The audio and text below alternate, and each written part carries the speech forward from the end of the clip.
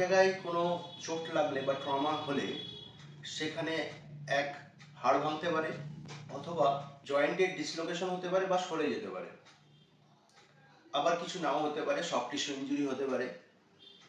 তো চোট লাগার পরে মানে ট্রমা হওয়ার পরে সেখানে ইনিশিয়াল কি করা যাবে, ডাক্তারের দেখার আগে কি করা যেতে পারে, বা ডাক্তার দেখার পর কি অ্যাডভাইস দিচ্ছে সেটা ইনিশিয়ালি কি হতে পারে সেইটা মাথায় রাখা।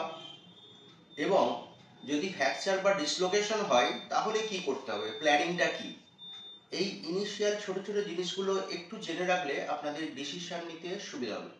আমি সাধারণত এই টাইপের ভিডিও জনসচেতনামূলকভাবে তৈরি করি, যেগুলো দেখলে আপনাদের ইনিশিয়াল বেসিক জ্ঞানগুলো আসবে এবং ডাক্তারের কাছে গিয়ে সেই জিনিসগুলো বুঝতে সুবিধা হবে।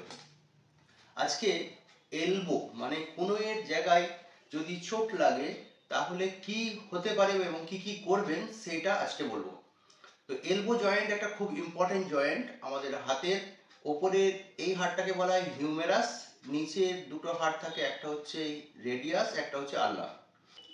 হিউমেরাসের সঙ্গে যে আলনার জয়েন্ট আছে, এখানে একটা জয়েন্ট, আর রেডিয়াল হেডটা এখানে হিউমেরাসের ল্যাটারাল অংশে জয়েন্ট তৈরি করে। তো এলবো জয়েন্টে যদি চোট লাগে তাহলে কি হতে পারে, একটা হচ্ছে কিছু ফ্র্যাকচার না হয়ে এখানে অল্প চোট লাগলো, সেটা তো কনজারভেটিভ ট্রিটমেন্ট, বরফ দেওয়া, ব্যথার ওষুধ দেওয়া তাতে সেরে যায়। আর সেটাকে ইমোবিলাইজ রাখতে হয়, অনেক সময় আমরা আর্ম পাউচ ব্যাগ দিয়ে ক্রেপ ব্যান্ডে চড়িয়ে ওখানে রাখি। আর যদি ডিসলোকেশন হয় মানে জয়েন্টটা যদি সরে যায় তাহলে ইমিডিয়েট জয়েন্টটাকে বসাতে হবে কোনো অর্থোপেডিক সার্জন নিয়ার বাই কোনো হসপিটাল বা ট্রমা সেন্টারে গিয়ে ইমিডিয়েট ওটা রিডাকশন করতে হবে, কারণ জয়েন্ট ডিসলোকেশন ইজ এমার্জেন্সি।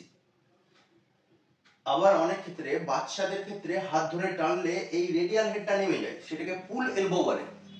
এই পুল এলবো হাত যতক্ষণ না ওইটা বসানো হচ্ছে বাচ্চা কান্নাকাটি করতে থাকে, সেই জন্য ইমিডিয়েট কোনো অর্থোপেডিক সার্জনের কাছে বা কোনো ইনস্টিটিউট যেখানে অর্থোপেডিক সার্জন আছেন সেখানে নিয়ে গিয়ে ইমিডিয়েট এটা একটা বিশেষ ম্যানুভারের মাধ্যমে বসানো হয়। এরপরে আসা যাক যদি ফ্র্যাকচার হয় তাহলে অ্যারাউন্ড এলবো কি ফ্র্যাকচার হতে পারে। একটা হচ্ছে ডিস্টাল হিউমেরাস ফ্র্যাকচার, দুটো কন্ডাইল আছে, এর মাঝখানে যে ফ্র্যাকচার হয় তাকে ইন্টার কন্ডাইলার ফ্র্যাকচার বলে। এটা বড়দের ক্ষেত্রে হয়। বাচ্চাদের ক্ষেত্রে সুপ্রাকন্ডাইলার ফ্র্যাকচার খুব কমন, মানে এই কন্ডাইল দুটো জাস্ট ওপরে, আর ল্যাটারাল কন্ডাইল বা মিডিয়াল কন্ডাইল ফ্র্যাকচার হয়।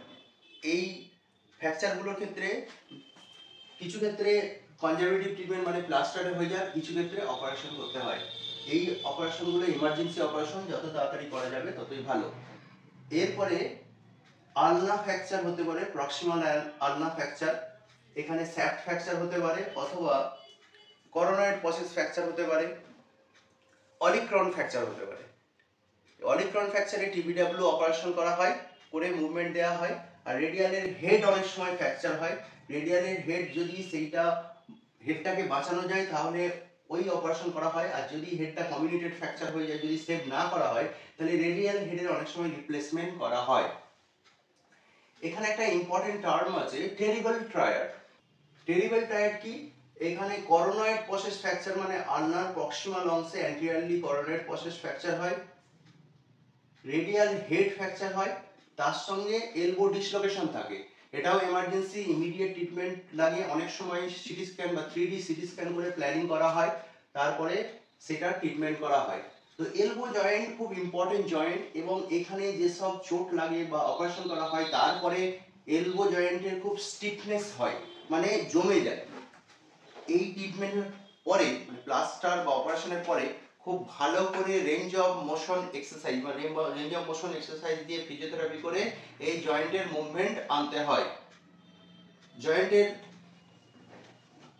স্টিফনেস ভালো করে সারানোর জন্য ফিজিওথেরাপিদের হেল্প নিয়ে এখানে ব্যায়াম করানো হয়, তাহলে আগের মতো এর মুভমেন্টটা এসে যায়। তো এখানে আমরা আজকে এলবো জয়েন্টের ট্রমা হলে সেখানে কি হতে পারে এবং সেখানে কি ট্রিটমেন্ট কিভাবে করা হয় সেটা নিয়ে আলোচনা করলাম। যদি আপনাদের ভিডিও ভালো লাগে তাহলে শেয়ার করবেন, কমেন্ট করবেন, চ্যানেলটা সাবস্ক্রাইব করবেন, এবং আর কি সম্বন্ধে ভিডিও দেখতে চান সেটা কমেন্ট করবেন, তাহলে আমি সেই সব বিষয়ে ভিডিও বানানোর চেষ্টা করব। ধন্যবাদ।